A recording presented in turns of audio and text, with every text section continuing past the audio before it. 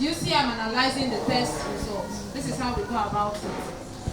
Praise, Chimamanda and Faithful had the lowest scores in active and passive verb test, a 5 out of 10. In the essay and objective test, Chimamanda and Praise's performance were on the A and B honors roll. This shows they struggled through the first test on active and passive voice. I hope you can see. So, looking at the overall individual performance, judging from the calculations, you see that the adjectives test had the lowest grades compared to essay and verbs. 4 out of 7 pupils, Mercy. Looking at the overall individual performance, Faithful will need much support and reinforcement.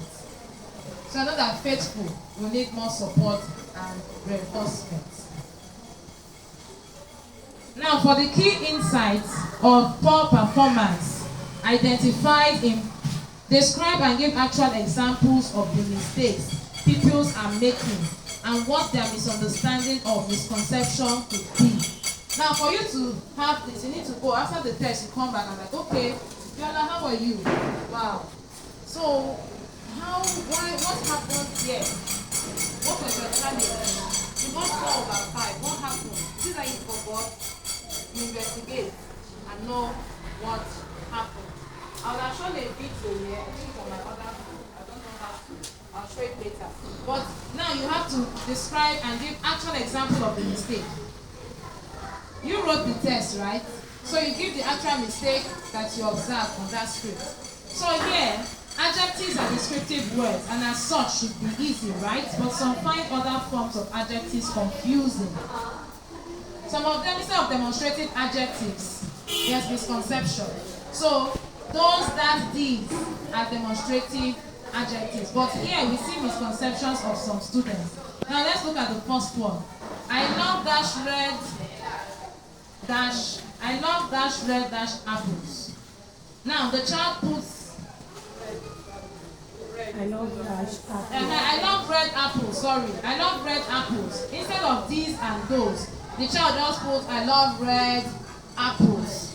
And you already asked him to choose between those and these. But in his mind, he just said, apple is red. Apple is red. So why am I stressing myself looking at that? I love red apples. So you see the misconception. Or you didn't even think about it. You didn't even go through the instruction. That's one misconception. Then these are my books. You confuse THIS with THESE.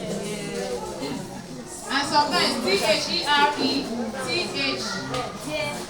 there and there. So you see the misconceptions.